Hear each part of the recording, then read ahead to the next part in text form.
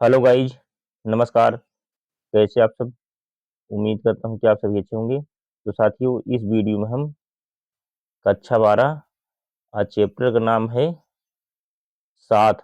अब पाठ क्या है? क्षेत्रीय आकांक्षाएं, यानी अध्याय 7 है। अब पाठ का नाम है क्षेत्रीय आकांक्षाएं। अब भारत में राजनीति सेकेंड है। तो ये साथियों भाग 2 के अंतर्गत पाठ है। भाग 2 के अंतर्गत ये आता है। अब वीडियो है पार्ट 2।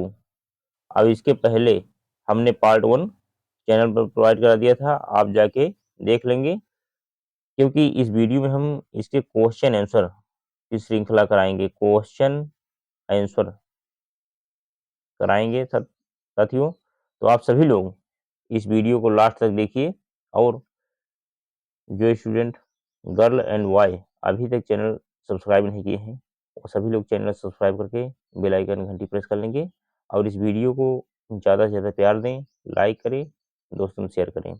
तो पहला क्वेश्चन है साथियों, निम्नलिखित में मिलान करें। आ, क्षेत्रीय आकांक्षाओं की प्रकृति। ब, राज्य। अब पहला क्या है देखो, का सामाजिक धार्मिक पहचान के आधार पर राज्य का निर्माण। अब पहला इसमें हो जाए क्या, नागालैंड मिजोरम। खा क्या है, भाषाई पहचान और केंद्र के साथ तनाव, झारखंड छत्तीसगढ़। चलिए और आगे देखिए, क्षेत्रीय असंतुलन के फलस्वरूप राज्य का निर्माण, पंजाब। स्क्रीनशॉट ले लीजिए। चलिए अब इसमें देख लीजिए। अच्छा देखो, अब यहाँ तक तो हो गया, पंजाब हो गया था। अब घा क्या है, आदिवासी पहचान के आधार पर अलगाववादी मांग, तमिलनाडु हो जाएगा साथियों, सही, तमिलनाडु। तो अब जो है हम आंसर करेंगे इसकी, मैच द वर्ड का आंसर हम कराएंगे। चलिए देख लेते हैं। देखो, अब का सामाजिक धार्मिक पहचान के आधार पर राज्य का निर्माण, तो पंजाब हो जाएगा। और दूसरा भाषाई पहचान और केंद्र के साथ तनाव, ये तमिलनाडु हो जाएगा। और उसके बाद गा क्या है, क्षेत्रीय संतुलन के फलस्वरूप राज्य का निर्माण, झारखंड छत्तीसगढ़ हो जाएगा। अब वो घा क्या है, आदिवासी पहचान के आधार पर अलगाववादी मांग, नागालैंड मिजोरम। ये सही है, नागालैंड मिजोरम। स्क्रीनशॉट ले लीजिए साथियों इसका, क्योंकि इसको टाइप करने में बहुत समय लगा था। तो प्लीज साथियों लाइक जरूर कर दे इस पर। चलिए नेक्स्ट देखिए, क्वेश्चन नंबर 2 क्या है। देखो क्वेश्चन बहुत बड़ा है। पूर्वोत्तर के लोगों की क्षेत्रीय आकांक्षाओं की अभिव्यक्ति कई रूपों में होती है। बाहरी लोगों के खिलाफ आंदोलन, ज्यादा स्वतंत्रता की मांग के आंदोलन, और अलग देश बनाने की मांग करना, ऐसी ही कुछ अभिव्यक्तियां पूर्वोत्तर के मानचित्रों पर इन तीनों के लिए अलग अलग गंभीर रंग भरिए और दिखाइए कि किस राज्य में कौन सी प्रवृत्ति ज्यादा प्रबल है। तो उत्तर क्या हो जाएगा साथियों इसका, नंबर 1, अलग देश बनाने की मांग नागालैंड तथा मिजोरम ने की थी। कालांतर में मिजोरम स्वायत्त राज्य बनाने के लिए राजी हो गया। नंबर 2, स्वायत्तता की मांग मणिपुर, त्रिपुरा, असमी भाषा को लादने के खिलाफ। नंबर 3, नए नए राज्य बने, मेघालय, मिजोरम और अरुणाचल। त्रिपुरा और मणिपुर को राज्य का दर्जा दिया गया। अब कुछ भी अब भी कुछ छोटे समुदाय द्वारा स्वायत्त की मांग रखी जा रही है, जैसे करबी और दिगमा। बोडो जनजाति को भी स्वायत्त परिषद का दर्जा दिया गया है। नंबर 4, अलगाववादी आंदोलन, मिजोरम का समाधान हो गया है।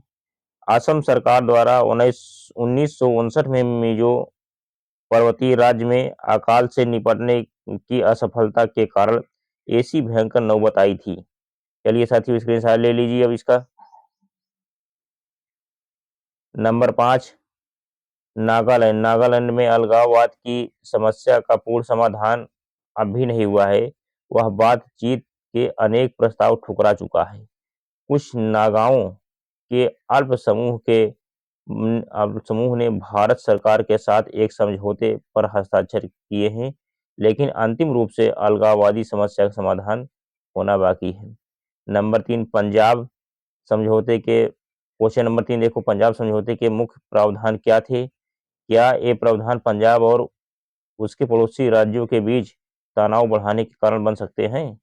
तर्क सहित उत्तर दीजिए। तो उत्तर क्या हो जाएगा? पंजाब समझौता। राजीव गांधी ने प्रधानमंत्री बनने के बाद अकाली दल के नरमपंथी नेताओं से बातचीत शुरू की और सिख समुदाय मतलब पंजाबी होते हैं, को शांत करने का प्रयास किया, सरदार लोगों को प्रयास किया। परिणाम स्वरूप अकाली दल के अध्यक्ष संत हरचंद सिंह लोगोवाल और राजीव गांधी के बीच समझौता हुआ। इसे पंजाब समझौता भी कहा जाता है। इसके आधार पर अकाली दल 1985 में होने वाले चुनाव में भाग लेने को तैयार हुआ। पंजाब में स्थिति को सामान्य बनाने की ओर यह एक महत्वपूर्ण कदम था। अब आगे क्या हुआ साथियों? इसकी प्रमुख बातें निम्नलिखित थी। चलिए स्क्रीनशॉट ले लीजिए इसका। नंबर 1, चंडीगढ़ पर पंजाब का हक माना गया और यह आश्वासन दिया गया कि यह शीघ्र ही पंजाब को दे दिया जाएगा। नंबर 2, पंजाब और हरियाणा के बीच सीमा विवाद को सुलझाने के लिए एक अलग आयोग स्थापित किया जाएगा। नंबर 3, रावी और ब्यास के पानी का पंजाब और हरियाणा, राजस्थान के बीच बंटवारा करने के लिए एक न्यायाधिकरण यानी ट्राइब्यूनल बैठाया जाएगा।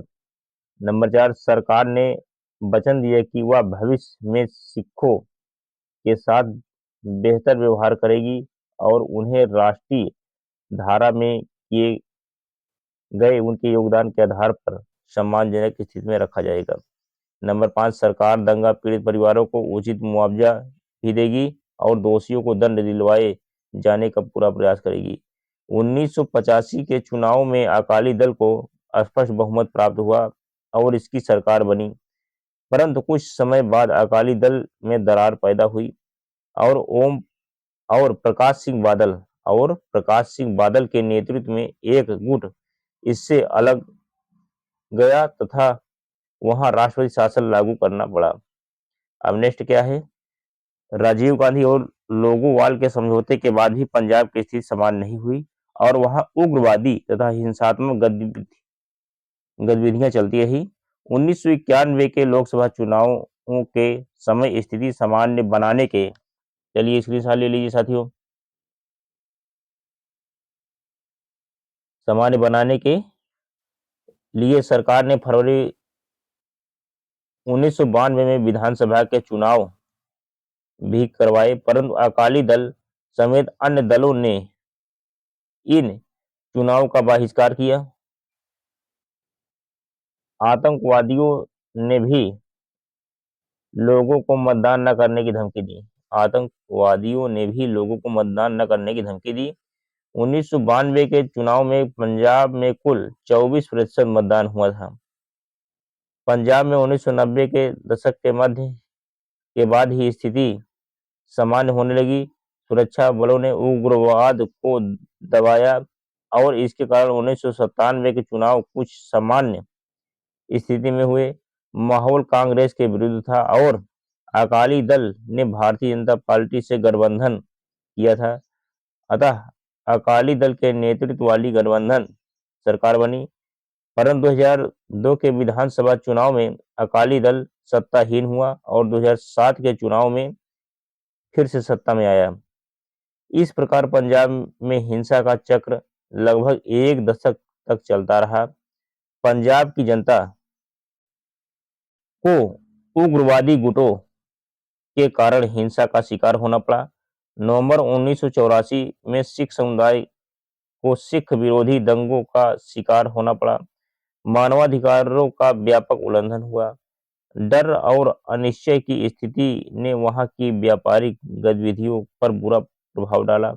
1980 के बाद एक समय ऐसा आया था जबकि पंजाब के बड़े बड़े उद्योगपति वहां से पलायन करके हरियाणा आदि राज्यों में आने लगे थे। फिर क्या हो, उग्रवाद ने पंजाब की आर्थिक दशा पर प्रकाश गतिविधियों पर वहां की खुशहाली पर बुरा प्रभाव डाला था। लोगोवाल का भी वध हुआ, लोगोवाल का भी वध हुआ। चलिए स्क्रीनशॉट ले ली साथियों, क्योंकि ऐसे क्वेश्चन सब एग्जाम में आए हुए हैं, क्योंकि इसका आंसर आपको कई पेजों में देना होता है, दीर्घ में देना होता है, इसलिए बड़ा आंसर कराया जा रहा है। चलिए अब नेक्स्ट देखते हैं। देखिए, पंजाब के कांग्रेसी मुख्यमंत्री बेअंत सिंह की सचिवालय में हत्या की गई। आजकल पंजाब में स्थिति सामान्य कही जा सकती है। क्वेश्चन नंबर 4 क्या है, आनंदपुर साहिब प्रस्ताव के विवादास्पद होने के क्या कारण थे? उत्तर, 1970 के दशक में अकालियों को कांग्रेस पार्टी से पंजाब में चिढ़ हो गई, क्योंकि वह सिख और हिंदू दोनों धर्मों के दलितों के बीच अधिक समर्थन प्राप्त करने में सफल हो गई थी। इसी दशक में अकालियों के एक समूह ने पंजाब के लिए स्वतंत्रता की मांग उठाई। 1973 में आनंदपुर साहिब में हुए एक सम्मेलन में इस आशय का प्रस्ताव पारित हुआ। आनंदपुर साहिब प्रस्ताव में क्षेत्रीय स्वतंत्रता की बात उठाई गई थी। प्रस्ताव की मांगों में केंद्र राज्य संबंधों को पुनर्भाषित करने की बात भी शामिल थी। इस प्रस्ताव में सिख कौम, नेशन या समुदाय की आकांक्षाओं पर जोर देते हुए सिखों के बोलबाला प्रभुत्व और या वर्चस्व का ऐलान किया गया। यह प्रस्ताव संघवाद को मजबूत करने की अपील करता है, लेकिन इसे एक अलग सिख राष्ट्र की मांग के रूप में भी पढ़ा जा सकता है। चलिए साथियों स्क्रीनशॉट ले लीजिए इसका। अब आगे क्या हुआ, क्वेश्चन नंबर 5, जम्मू कश्मीर की अंदरूनी विभिन्नताओं की व्याख्या कीजिए और बताइए कि इन विभिन्नताओं के कारण इस राज्य में किस तरह अनेक क्षेत्रीय आकांक्षाओं ने सर उठाया है। उत्तर, नंबर 1, जम्मू कश्मीर की अंदरूनी विभिन्नताएं। जम्मू एवं कश्मीर में 3 राजनीतिक और सामाजिक क्षेत्र शामिल हैं। जम्मू कश्मीर और लद्दाख। कश्मीर घाटी को कश्मीर के दिल के रूप में देखा जाता है। कश्मीरी बोली बोलने वाले ज्यादातर लोग मुस्लिम हैं। बहरहाल कश्मीरी भाषी लोगों में अल्पसंख्यक हिंदू भी शामिल हैं। जम्मू क्षेत्र पहाड़ी, तलहटी एवं मैदानी इलाके का मिश्रण है, जहां हिंदू, मुस्लिम और सिख यानी कई धर्म और भाषाओं के लोग रहते हैं। लद्दाख पर्वतीय इलाका है, जहां बौद्ध एवं मुस्लिम की आबादी है, लेकिन यह आबादी बहुत कम है। आगे क्या है, नंबर 2, यानी बौद्ध है, थोड़ा साथियों टाइप होने में वो हो गया था, बौद्ध है। अब क्या है मुद्दे, अब बौद्ध एवं मुस्लिम की आबादी है, लेकिन वहां आबादी बहुत कम है, बस इतना ही आपको रटना है। मुद्दे का स्वरूप, कश्मीर मुद्दा भारत और पाकिस्तान के बीच सिर्फ विवाद भर नहीं है। इस मुद्दे के कुछ बाहरी तो कुछ भीतरी पहलू हैं। इसमें कश्मीरी पहचान का सवाल, जिसे कश्मीरियत के रूप में जाना जाता है, शामिल है। इसके साथ ही साथ जम्मू कश्मीर की राजनीतिक स्वतंत्रता का मसला भी इसी से जुड़ा हुआ है। अब आगे क्या है, अनेक आकांक्षाओं का सिर उठाना। चलिए अब यहाँ स्क्रीनशॉट ले लीजिए जल्दी जल्दी से। यह देखिए, धर्मनिरपेक्ष राज्य बनाने की शेख अब्दुल्ला की आकांक्षा 1947 से पहले जम्मू एवं कश्मीर में राजशाही थी।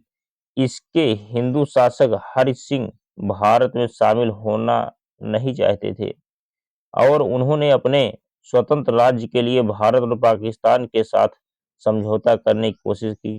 पाकिस्तानी नेता सोचते थे कि कश्मीर पाकिस्तान से संबंध है, क्योंकि राज्य की ज्यादातर आबादी मुस्लिम है। बहरहाल यहाँ के लोग स्थिति को अलग नजरिए से देखते थे। वे अपने को कश्मीरी सबसे पहले कुछ और बाद में मानते थे। राज्य में नेशनल कॉन्फ्रेंस के शेख अब्दुल्ला के नेतृत्व में जन आंदोलन चला। अब्दुल्ला चाहते थे कि महाराजा पद छोड़ें, लेकिन वे पाकिस्तान में शामिल होने के खिलाफ थे। नेशनल कॉन्फ्रेंस एक धर्मनिरपेक्ष संगठन था और इसका कांग्रेस के साथ काफी समय तक गठबंधन रहा। आगे क्या है, जम्मू कश्मीर के आक्रमणकारियों से प्रतिरक्षा कराने की आकांक्षा, चुनाव और लोकतंत्र स्थापना की आकांक्षा। अक्टूबर 1947 में पाकिस्तान ने कबायली घुसपैठियों को अपनी तरफ से कश्मीर पर कब्जा करने भेजा। ऐसे में महाराजा भारतीय सेना से मदद मांगने को मजबूर हुए। भारत ने सैन्य मदद उपलब्ध कराई और कश्मीर घाटी से घुसपैठियों को खदेड़ा। इससे पहले भारत सरकार ने महाराजा से भारत संघ में विलय के दस्तावेज पर हस्ताक्षर करा लिए। इस पर सहमति जताई गई कि स्थिति, चलिए स्क्रीनशॉट ले लीजिए साथियों।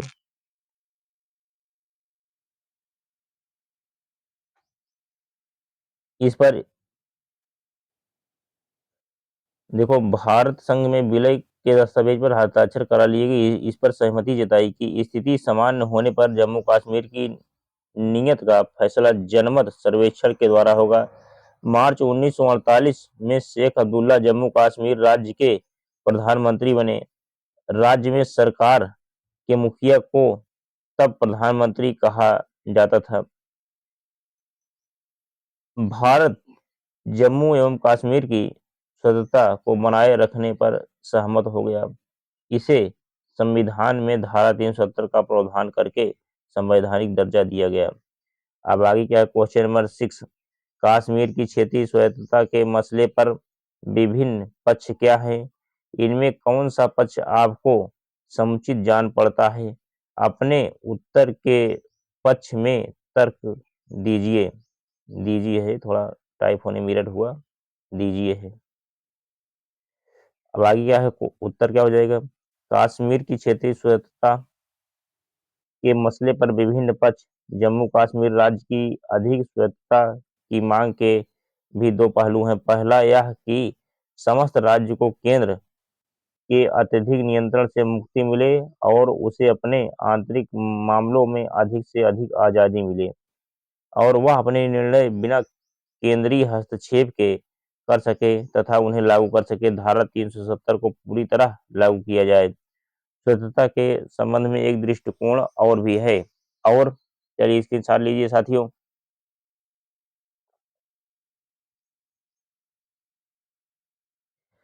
वह जम्मू कश्मीर की आंतरिक स्वतंत्रता से संबंधित है। जम्मू कश्मीर के अंदर भी विभिन्न आधारों पर क्षेत्रीय विभिन्नताएं हैं और इनके 3 क्षेत्र अपनी अलग अलग पहचान रखते हैं।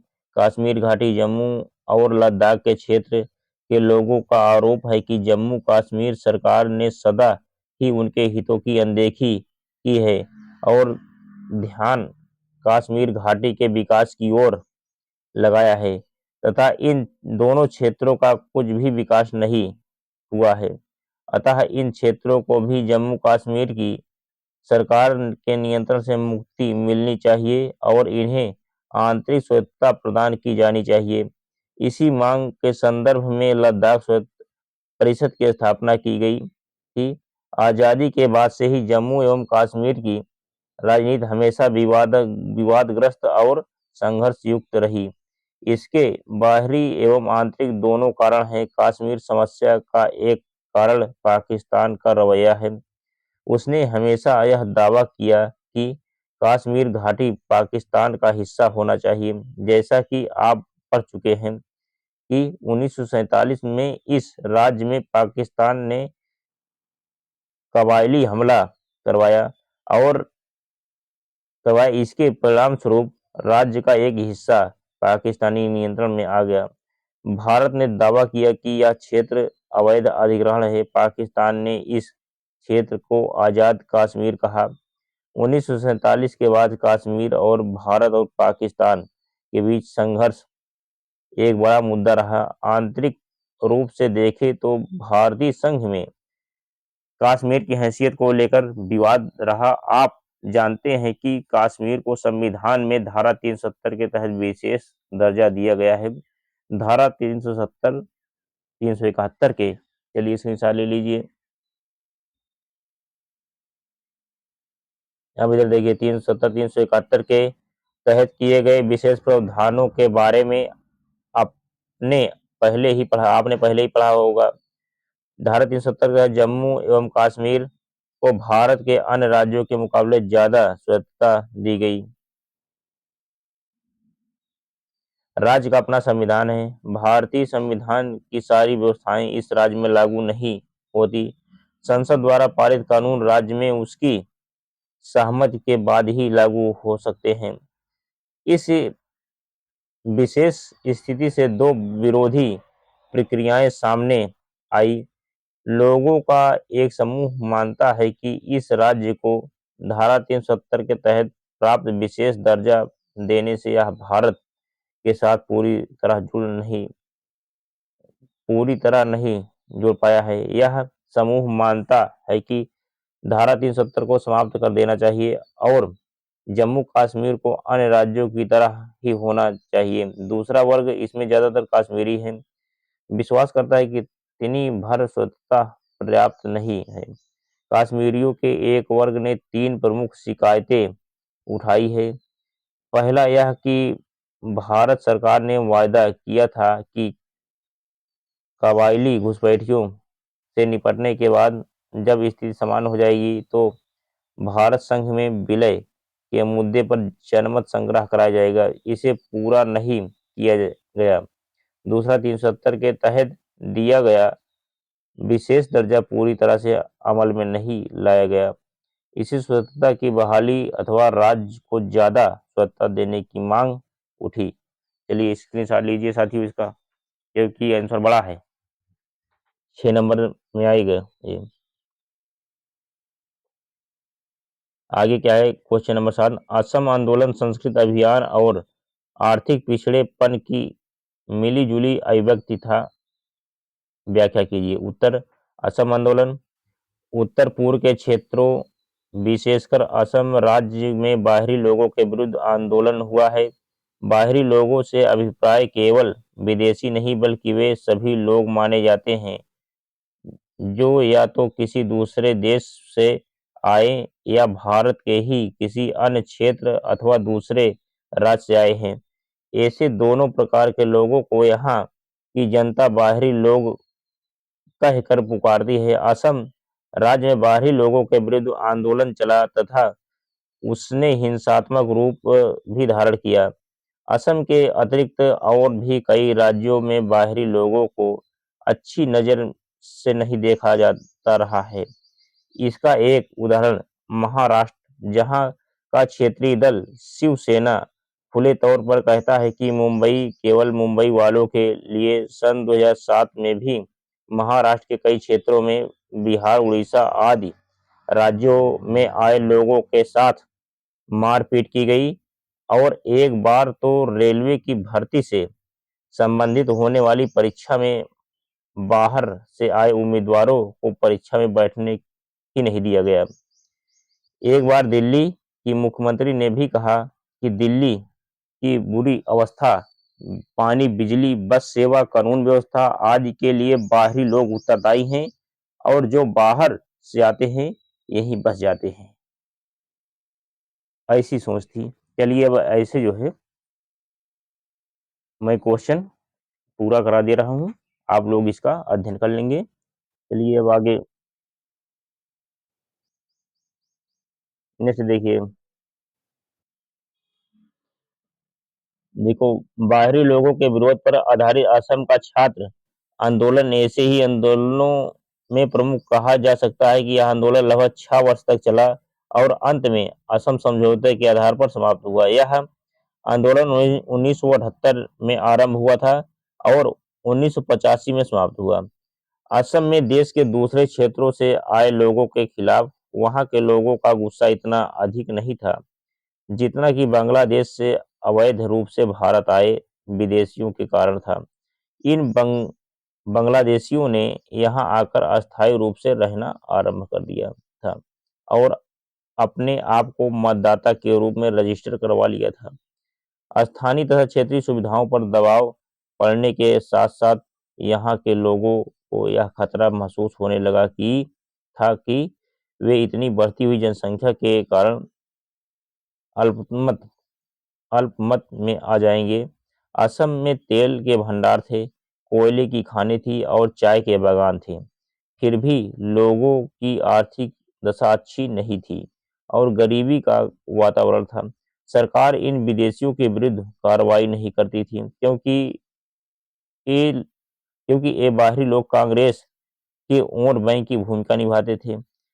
लोगों को विश्वास हो गया था कि राज्य के प्राकृतिक संसाधनों का लाभ असम के लोगों को नहीं मिलता, बल्कि बाहरी लोगों का होता।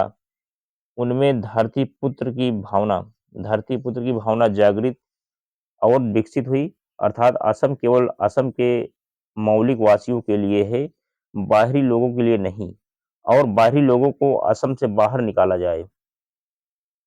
चलिए साथियों, स्क्रीनशॉट ले लीजिए। अब आगे फिर क्या हुआ, देखो फिर क्या, स्टूडेंट यूनियन बनाया और बाहरी लोगों को विरोध शुरू किया। शीघ्र ही इस संगठन को वहां की जनता का व्यापक समर्थन प्राप्त हुआ। इस आंदोलन की मुख्य मांगे थी, नंबर 1, बांग्लादेश से अवैध रूप से आए लोगों को वापस बांग्लादेश भेजा जाए। और उसके बाद नंबर 2, यह भी मांग थी कि 1951 के बाद जितने भी लोग विदेश या देश के अन्य हिस्सों से असम आए उन्हें वापस भेजा जाए। नंबर 3, असम में गैर कानूनी तौर पर दर्ज किए गए मतदाताओं के नाम मतदाता सूची से हटाए जाए। नंबर 4, असम राज्य में गैर असमी लोगों के दबदबे को समाप्त किया जाए और राज्य प्रशासन में असम के लोगों को भागीदारी होनी चाहिए। शीघ्र ही आंदोलन सारे राज्य में फैल गया। वैसे तो यह आंदोलन शांतिपूर्ण ढंग से चलाया गया था, परंतु इसमें हिंसक घटनाएं भी हुई। आंदोलनकारियों ने असम के खनिज पदार्थों को राज्य से बाहर ले जाने में भी रुकावटें पैदा की। जान माल का भी नुकसान हुआ। रेल यातायात भी रुकावट डालने की कोशिश की गई। आंसू द्वारा चलाए गए मतदाता आंसू द्वारा चलाए गए आंदोलन को भी सभी दलों का समर्थन प्राप्त था, क्योंकि इसने किसी एक दल के साथ अपने को नहीं जोड़ा था और आंदोलन पूरी तरह, चलिए स्क्रीनशॉट ले लीजिए साथियों।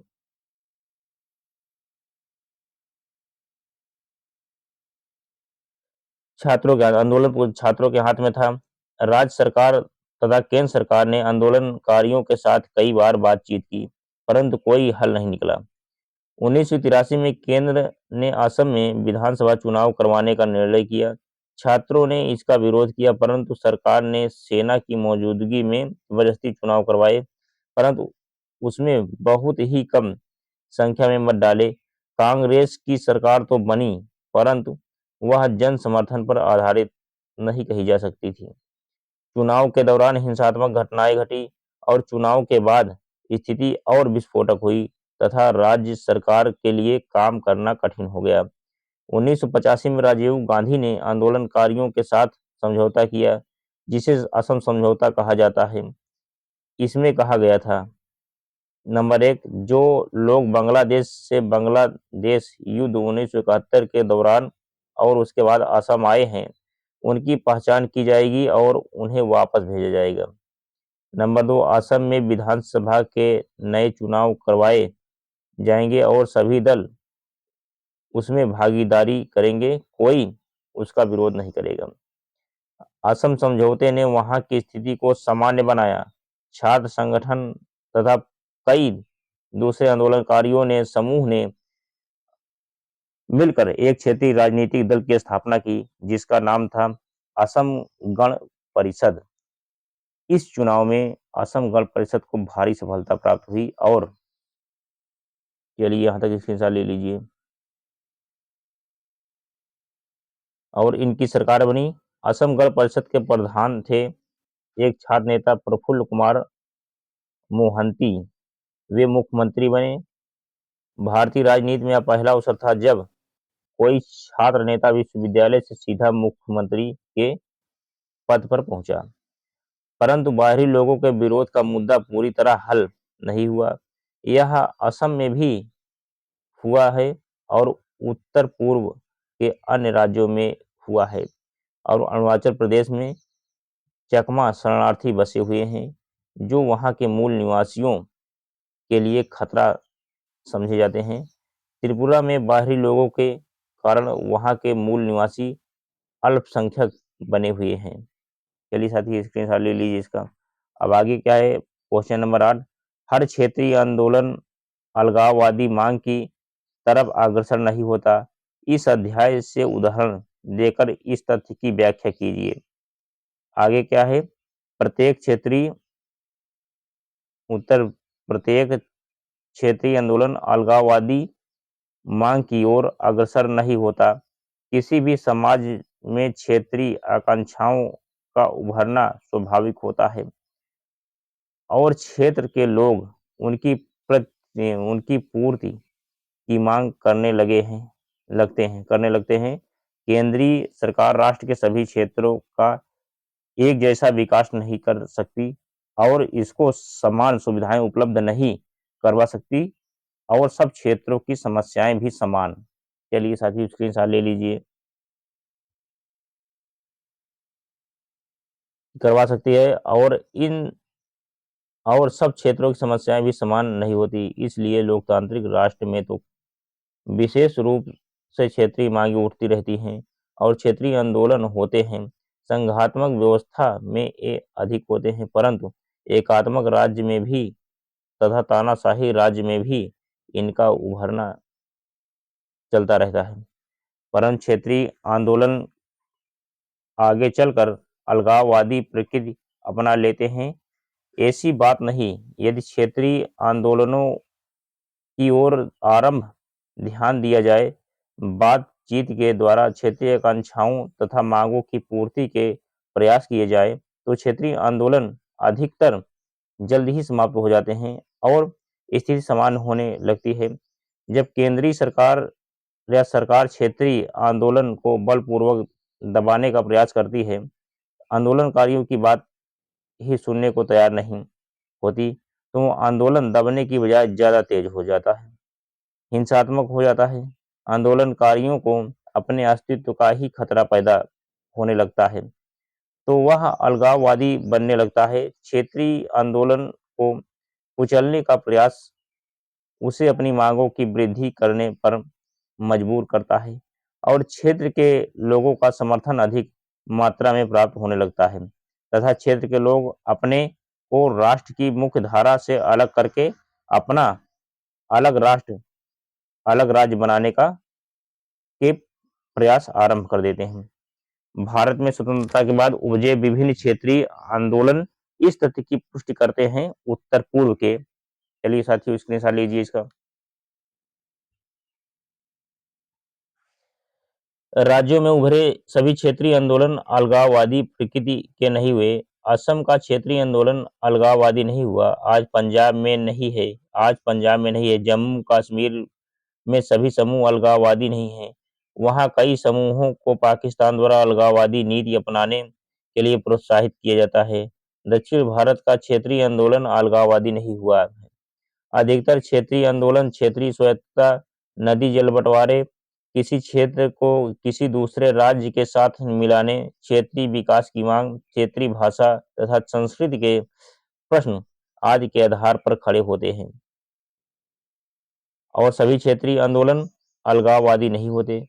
क्षेत्रीय आंदोलन आपसी बातचीत तथा शीघ्रता से किया गया हल उसे हिंसात्मक तथा उग्रवादी नहीं होने देता। इस क्वेश्चन का मतलब यह है कि अगर कोई व्यक्ति सरकार से अपनी मांग मनवाना चाहती है तो वह आंदोलन के माध्यम से करती है। यही अगर सरकार बात मान ले आंदोलन होने से बच जाए, तो वही चीज इसमें बता रहा है। अब नेक्स्ट क्वेश्चन क्या है 9, भारत के विभिन्न भागों से उठने वाली क्षेत्रीय मांगों से विविधता में एकता सिद्धांत की अभिव्यक्ति होती है। क्या आप इस कथन से सहमत हैं? तर्क दीजिए। उत्तर क्या हो जाएगा? क्षेत्रीय मांगों से विभिन्नता में एकता की अभिव्यक्ति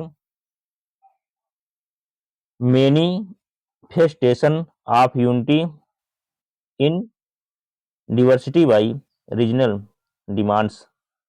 भारत एक बहुलवादी समाज है और कई प्रकार की विविधताओं वाला राष्ट्र है। ये विविधताएं भाषा, धर्म, क्षेत्र आदि के हुई हैं इनके। चलिए इसमें साथ लीजिए साथियों।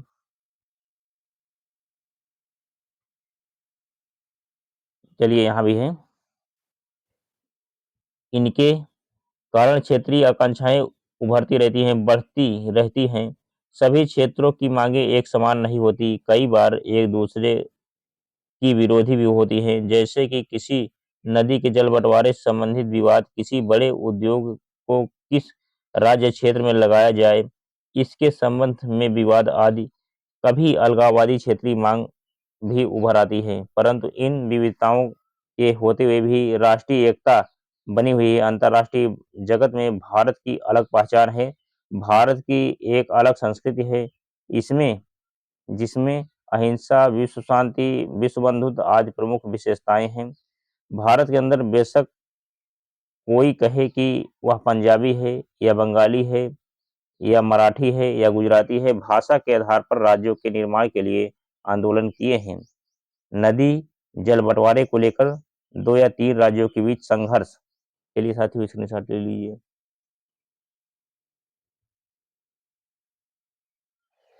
संघर्ष हुए, परंतु अब जब 2 भारतीय अमेरिका या कनाडा, इंग्लैंड या पेरिस एक दूसरे के संपर्क में आते हैं तो उनमें यह भावना सबसे पहले प्रकट होती है कि हम भारतीय हैं। विदेशों में सभी भारतीय एकजुट होकर भारतीय राष्ट्र का अंग होने और राष्ट्रीय सम्मान तथा हितों की रक्षा के लिए एकता का उदाहरण रखते हैं। भारत पाक युद्धों के दौरान भारत के सभी दलों, सभी वर्गों, सभी क्षेत्रों के लोगों ने राष्ट्रीय एकता का परिचय दिया और उनकी रक्षा के लिए सरकार को पूरा समर्थन दिया। जब 1962 में चीन ने नेफा, अब अरुणाचल प्रदेश पर आक्रमण किया था तो गुजराती भी यह समझता था कि यह आक्रमण उस पर हुआ है। मद्रासी भी यही समझता था कि उत्तर प्रदेश में रहने वाला नागरिक भी यही समझता था। अतः क्षेत्रीय मांगों से भारतीय राष्ट्र के विभाजन का अनुमान नहीं होता, बल्कि विविधता में एकता का ज्ञान होता है। अब क्वेश्चन नंबर 10 क्या है? नीचे लिखी अवतरण को पढ़ें और इसके आधार पर पूछे गए प्रश्नों का उत्तर दें। अब हजारिका का एक गीत एकता का विजय पर है। पूर्वोत्तर के 7 राज्यों को इस गीत में एक ही माँ की 7 बेटियां कहा गया है। मेघालय अपने रास्ते गई, अरुणाचल भी अलग हुई और मिजोरम असम के द्वार पर दूल्हे की तरह दूसरी बेटी से ब्याह रचाने को खड़ा है। इस गीत का अंत असमी लोगों की एकता को, चलिए साथियों स्क्रीनशॉट ले लीजिए।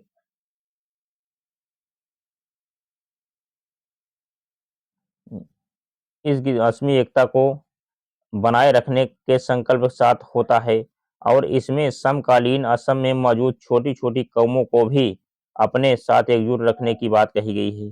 करवी और मिजिंग भाई बहन हमारे ही परिजन हैं। अब संजीव बरुआ, इनका कहना क्या है? संजीव बरुआ था, वही ये लिखा है इसमें। तो अब आ गया है लेखक यहाँ किस एकता की बात कर रहा है? खा क्या है?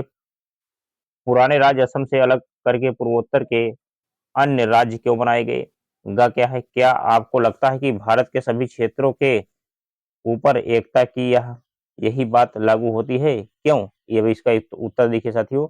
अब 3 प्रश्न है, इसका उत्तर क्या है? पहला का देखिए, लेखक यहाँ देश की एकता, क्षेत्रीय संस्कृति विभिन्नता में एकता, पारस्परिक भाईचारा और पूर्वोत्तर के 7 राज्यों के एक ही परिवार की 7 पुत्रियों की एकता के माध्यम से एकता की विजय की बात करता है। चलिए स्क्रीनशॉट ले लीजिए। और नंबर खा देखिए, पुराने राज्य असम से अलग करके पूर्वोत्तर के अन्य राज्य भी निम्नलिखित कारणों से बनाए गए। आज़ादी के बाद असम ने माँ या बड़े भाई की भूमिका का निर्वाह नहीं किया।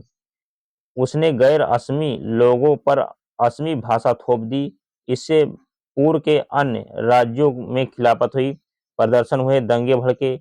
जनजातीय समुदाय के नेता असम से अलग होना चाहते थे।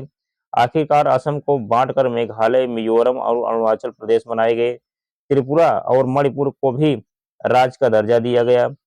बोडो, कर्बी और दिमसा जैसे समुदायों ने अपने अपने लिए अलग राज्य की मांग की, जन आंदोलन चलाए। इतने छोटे राज्य बनाए जाना संभव नहीं था। इसी कारण कर्बी और दिमसा को जिला परिषद के अंतर्गत स्वायत्तता दी गई, जबकि बोडो जनजाति को हाल ही में स्वायत्त परिषद का दर्जा दिया गया। अब आगे क्या है साथियों, गा देखिए, मैं समझता हूं कि भारत के सभी क्षेत्रों के ऊपर एकता की एकता की बात लागू हो सकती है, जिसकी ओर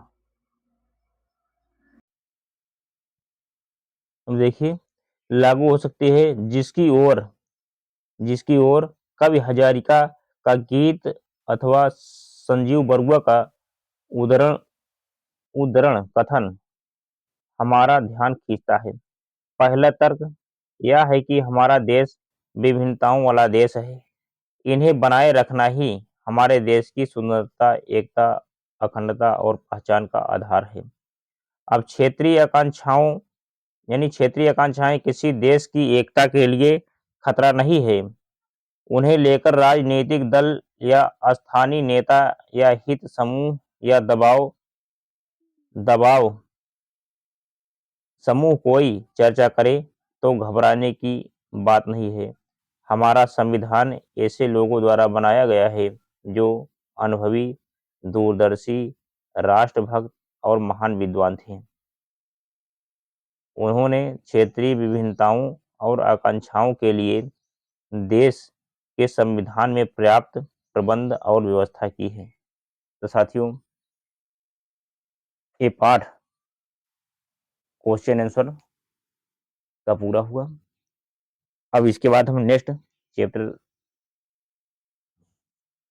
करवाएंगे, क्योंकि इसमें भारतीय संविधान के बारे में बताया गया है। भारतीय संविधान ऐसा है जो सभी को एक सूत्र में बांधकर रखने की ताकत रखता है, और देश कैसे चले इसके लिए विधिवत संविधान में बहुत अच्छा अध्ययन किया गया है। इसलिए संविधान को भी पढ़ना बहुत आवश्यक है। इसमें संविधान के बहुत से तथ्य आपको इसमें मिलेंगे सिविक्स के अंतर्गत। तो साथियों, अब ये पाठ यहीं पे हम एंड करते हैं। अब पूरा भी हो गया, और इस वीडियो पर ज़्यादा से ज़्यादा लाइक करें, दोस्तों में शेयर कर दें। चलिए, मैं इसी के साथ अपनी वाणी को मैं विराम देता हूँ। जय हिंद, जय भारत, वंदे मातरम।